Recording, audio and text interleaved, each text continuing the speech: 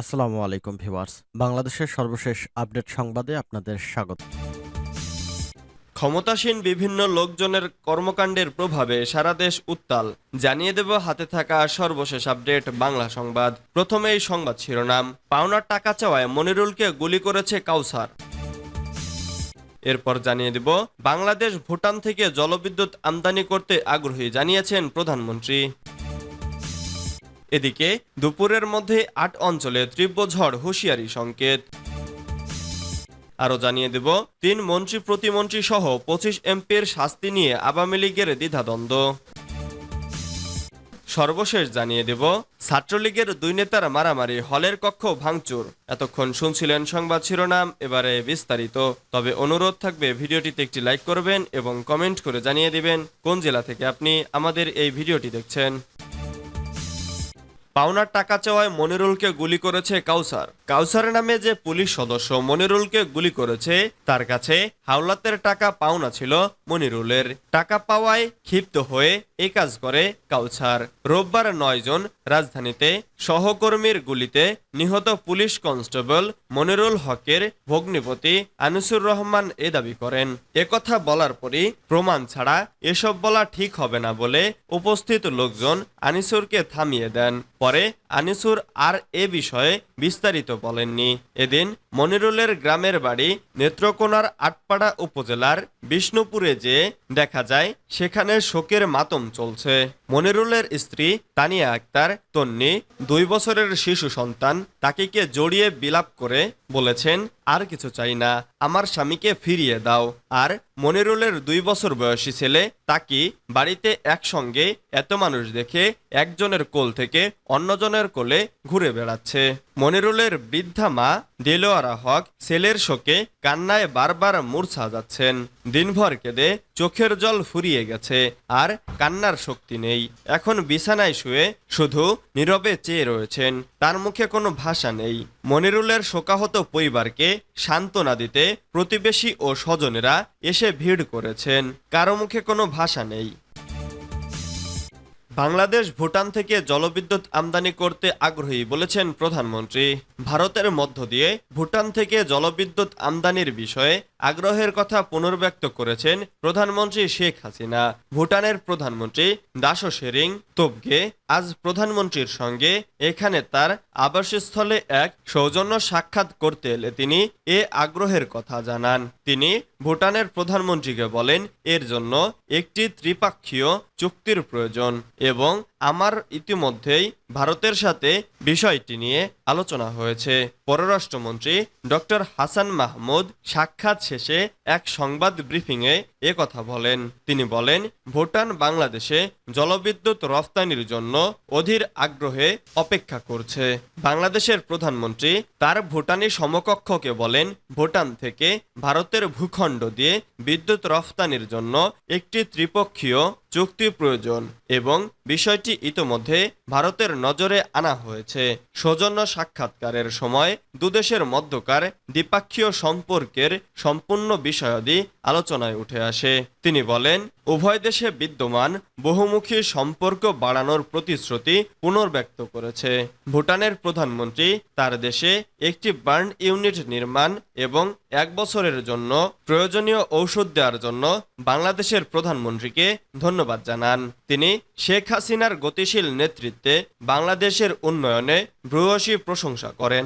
শেখ হাসিনা বলেন, ভুটান বাংলাদেশের হৃদয়ে একটি বিশেষ স্থান দখল করে আছে, কেননা ভুটান ১৯৭১ সালের মুক্তিযুদ্ধের পর বাংলাদেশকে একটি স্বাধীন দেশ হিসেবে প্রথম স্বীকৃতি দেয়। তিনি বলেন, আমরা ভুটানকে সব ধরনের সহায়তা দিতে প্রস্তুত।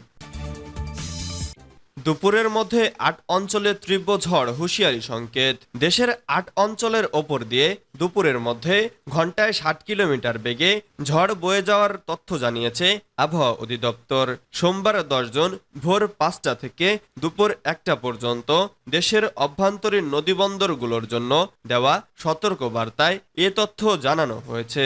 এতে বলা হয়েছে, রংপুর, বগুড়া, পাবনা, টাঙ্গাইল, ময়মনসিংহ, ঢাকা, কুমিল্লা এবং সিলেট অঞ্চলসমূহের ওপর দিয়ে পশ্চিম অথবা উত্তর পশ্চিম দিক থেকে ঘন্টায় ৪৫ থেকে ৬০ কিলোমিটার বেগে অস্থায়ীভাবে দমকা অথবা ঝোড়ো হাওয়া সহ বৃষ্টি অথবা বজ্রসহ বৃষ্টি হতে পারে।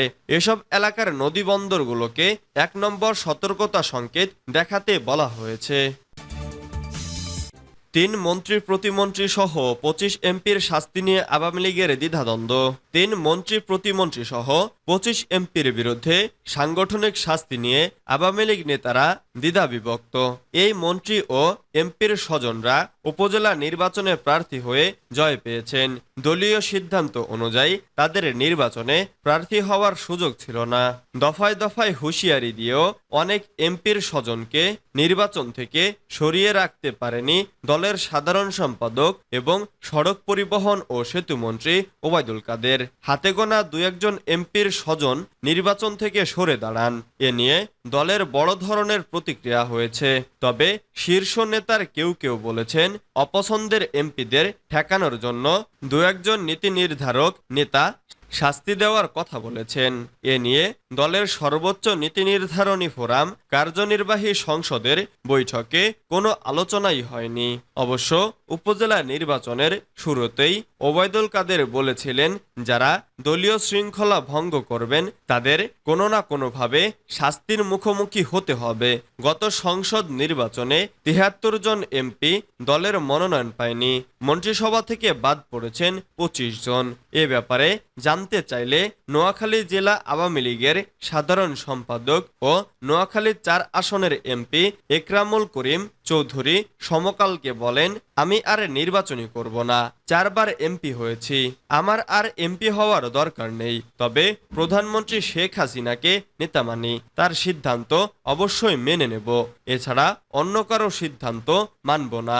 একরাম চৌধুরীর ছেলে আতাহার ইশরাক শাবাব চৌধুরী নোয়াখালীর সুবর্ণচর উপজেলায় চেয়ারম্যান নির্বাচিত হয়েছেন। ছাত্রলীগের ২ নেতার মারামারি, হলের কক্ষ ভাঙচুর। মুক্তিযোদ্ধা সন্তান ও প্রজন্ম নামে এক সংগঠনের নেতৃত্ব নিয়ে চট্টগ্রাম বিশ্ববিদ্যালয়ের ছাত্রলীগের ২ নেতার মধ্যে মারামারির ঘটনা ঘটেছে। আজ রোববার বেলা ১টার দিকে বিশ্ববিদ্যালয়ের শাহ আমানত হলে এ ঘটনা ঘটে। এ সময় ওই হলের একটি কক্ষ ভাঙচুরেরও ঘটনা ঘটে। মারামারিতে জড়িত ছাত্রলীগের ওই ২ নেতা হলেন রমজান হোসেন ও আরাফাত রায়হান।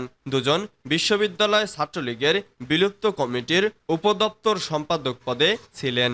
দুজনই ক্যাম্পাসে ছাত্রলীগের উপপক্ষ চুজ ফ্রেন্ডস উইথ কেয়ারের নেতা। এ উপপক্ষের নেতাকর্মীরা নিজেদের শিক্ষামন্ত্রী মহিবুল হাসান চৌধুরীর অনুসারী হিসেবে পরিচয় দেন। আরাফাত রায়হান বিশ্ববিদ্যালয়ের সমাজতত্ত্ব বিভাগের ২০১৮-১৯ শিক্ষাবর্ষের ছাত্র। অন্যদিকে রমজান হোসেন আন্তর্জাতিক সম্পর্ক বিভাগের ২০১৫-১৬ শিক্ষাবর্ষের ছাত্র ছিলেন। বিশ্ববিদ্যালয়ের নিয়ম অনুযায়ী রমজানের ছাত্রত্ব নেই। ছাত্রলীগের নেতাকর্মীদের সঙ্গে কথা বলে জানা গেছে, রমজান হোসেন বিশ্ববিদ্যালয় শাখা মুক্তিযোদ্ধা সন্তান ও প্রজন্মের নামে সংগঠনের সভাপতি। অন্যদিকে আরাফাত রায়হান ওই সংগঠনেরই দপ্তর সম্পাদকের দায়িত্বে আছেন। ২০২১ সালের ৩ জানুয়ারি এ কমিটি করা হয়েছিল। মেয়াদ ছিল ১ বছর। তবে এখনো ওই কমিটির কার্যক্রম চলছে।